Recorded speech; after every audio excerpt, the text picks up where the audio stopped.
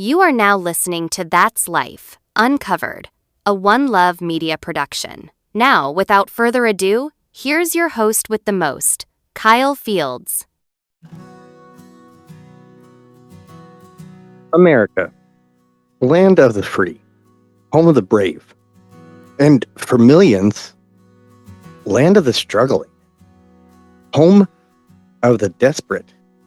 You know, the promise of the American dream is a beautiful one if you're asleep. But for the ones that are awake, conscious, for the ones that are just scraping by, it's a nightmare. I want you to picture something. A mother walks into a grocery store with $20 to her name. She's staring at the price of milk like it's a luxury item. A man in a full suit a few aisles over complains that his organic honey is out of stock. And just outside, a young man leans against a brick wall, scrolling through job listings on a cracked phone. The same phone he can barely afford to keep active. We live in a country where wealth is a fortress, solid, secure, and surrounded by a moat filled with poverty. And the bridge? Oh, they'll tell you it exists, but that bridge is falling apart, rotting underneath the weight of greed and corruption.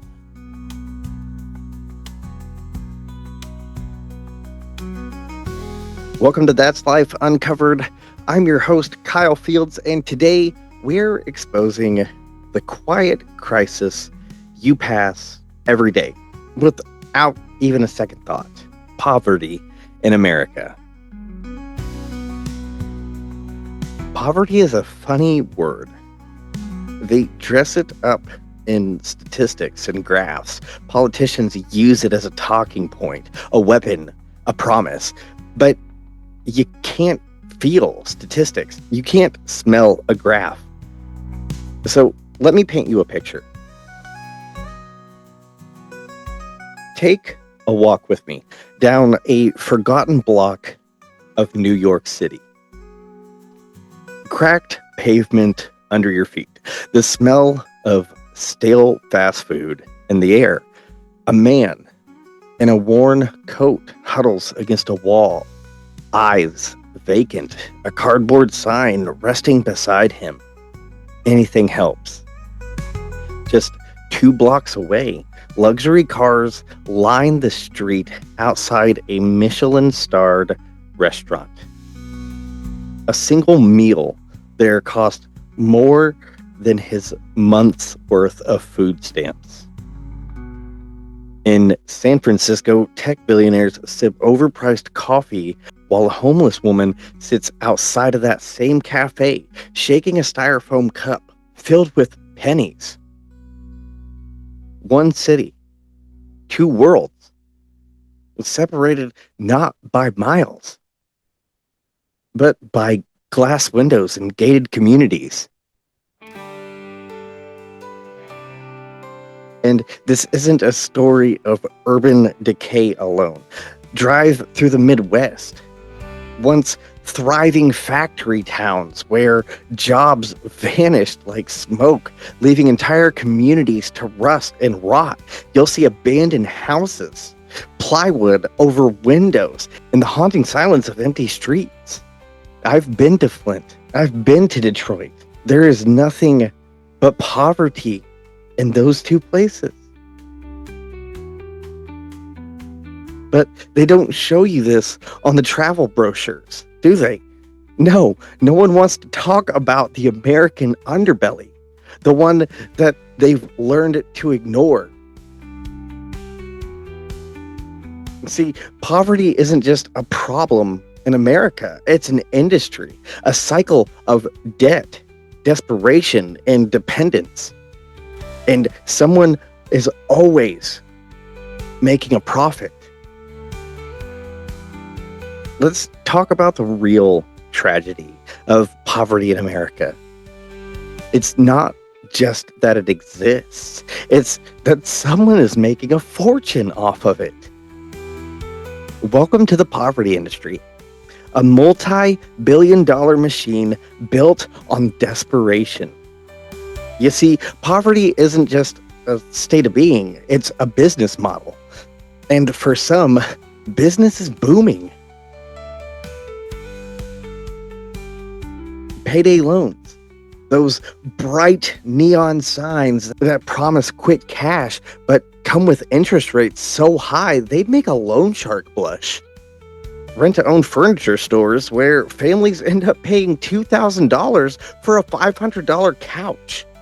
Dollar stores popping up in neighborhoods where fresh produce is a fantasy but sugary processed garbage is on every single shelf. 20% for the privilege of being desperate. And when they can't pay, well, the fees stack up. And they stack up fast. But it doesn't stop at payday loans. Let's talk about evictions, another booming industry. Did you know that in some cities, entire legal firms exist just to process eviction notices?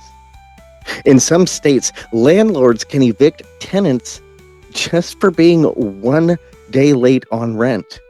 1 day. But the law isn't built to protect them. No, it's built to protect property. In 2021, more than 3 million eviction cases were filed in the United States.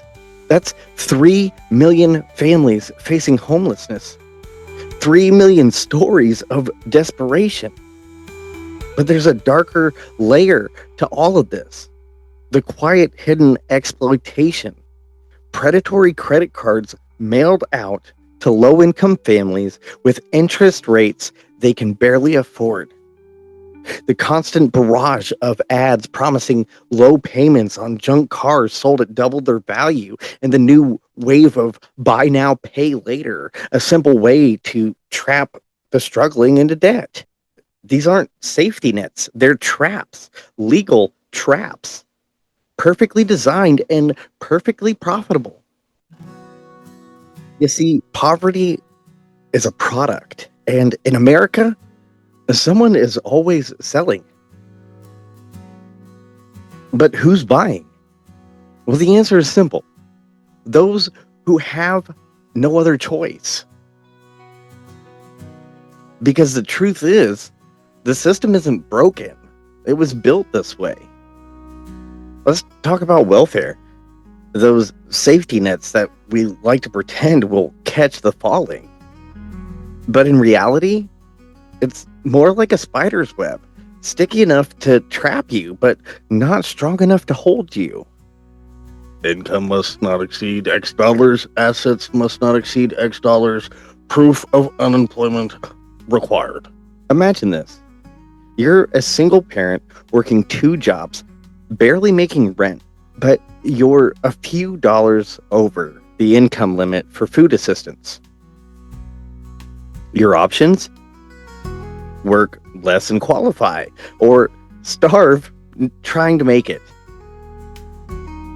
And for those who dare to try and climb out of poverty, well, the system is ready for them.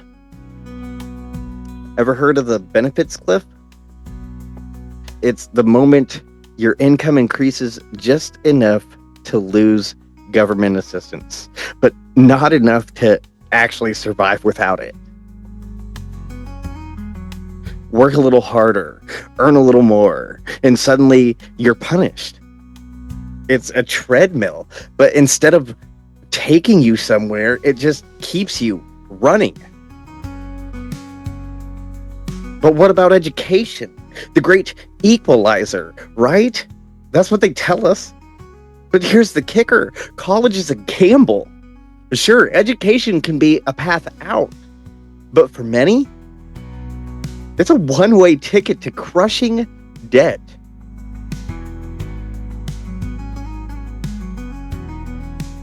43 million Americans carry student loan debt.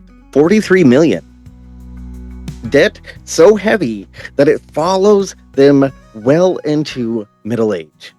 Debt that can't be discharged in bankruptcy. Debt that for some will never be paid off.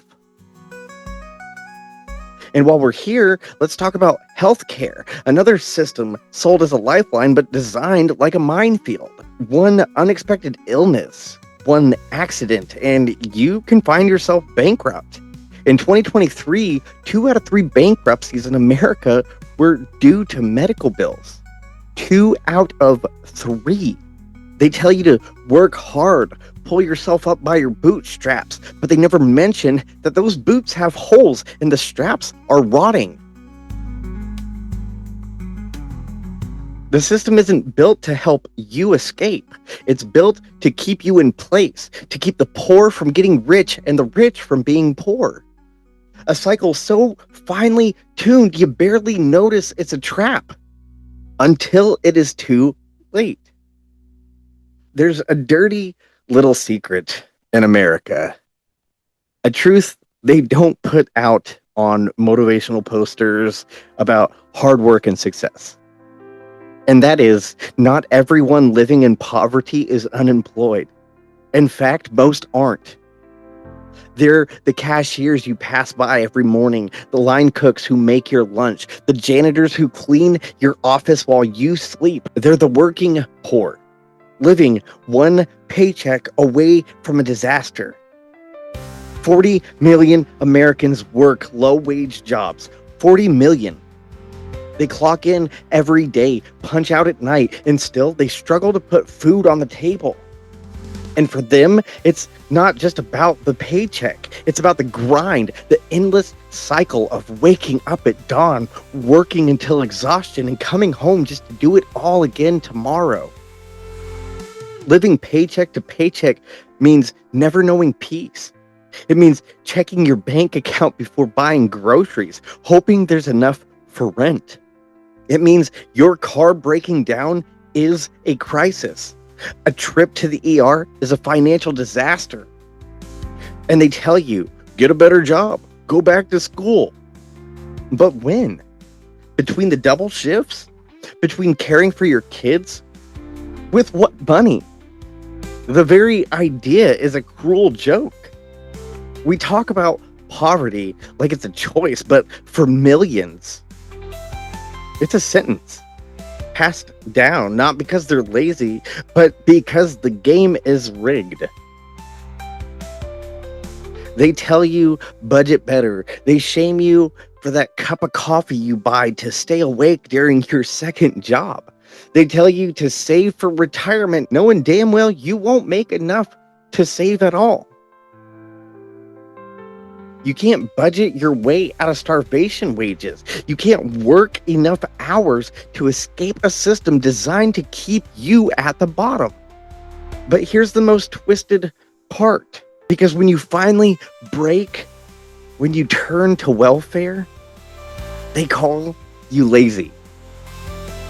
When you work 2 jobs and still can't make ends meet, they tell you to try harder. It's a cycle of shame, a vicious circle that blames the victim while excusing the system.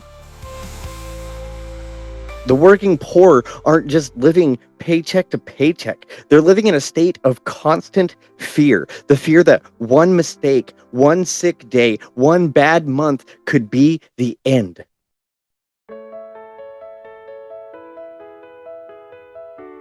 I want you to imagine something for me. Close your eyes. Unless you're driving, then please, for the love of God, don't. But I want you to picture this. A small, rundown apartment. You got that in your head? I want you to look at the walls. The paint just peeling off. The carpet, if you can call it that, is so worn thin that it's practically bare. Dishes pile up in the sink because the faucet leaks and you can't afford the water bill. Your phone buzzes. You look down. A text from your boss telling you that your hours have been cut again. The paycheck you're already struggling to stretch just got smaller. You skip meals so your kids can eat. You cancel doctor appointments because you can't afford the copay. And you pray every night for a miracle that never comes. This isn't a rare story. It's the reality for millions. Not because they made bad choices, not because they didn't try, but because we've built a system that feeds on the desperation of the poor. The price of poverty is more than just hunger. It's your health, your mental well-being, your dignity. And it's not just the people who are suffering. It's their kids growing up in a world that tells them that they're worthless because they were born into a family that struggles. But here's the truth they don't want you to hear. Poverty isn't a personal failure. It's a systemic one. And until we start acknowledging that, until we can stop shaming people for trying to survive a rigged game, nothing will change. There are those who profit from this system, those who benefit from the fear, the shame, the desperation.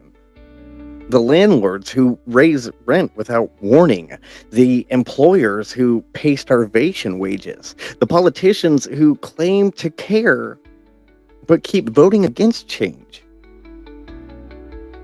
They've turned poverty into a business, and we've let them. But the thing about rain, eventually it stops. Eventually the sun breaks through. And for the millions who've been left behind, who've been blamed, ignored, and shamed, I can promise you this. This conversation isn't over. For us, it's just the beginning. Because they may want to keep you in the dark, but we are going to keep shining a light. Thank you for listening to That's Life Uncovered. Make sure you join us next Wednesday, where we dive into the world of debt, how America's financial sins have become the people's burden. That's Life Uncovered is a One Love media production, written and produced by me, Kyle Fields. Additional research, scripting, and creative support provided by the unseen force behind the scenes, Mary Rodriguez. If you or someone you know is struggling with the weight of poverty, food insecurity, or mental health challenges, you are not alone. Reach out, whether it's to a friend, a family member, or a local support group. There is help and there is hope. If you loved this episode, please take a moment to share it. Leave a review wherever you listen. Let others know that there's a voice out here fighting for the truth. New episodes drop every Wednesday, so make sure you're subscribed and follow us on social media to join the conversation. And remember, in a world that profits from your silence, your voice is your greatest weapon. We'll see you next Wednesday. Good night.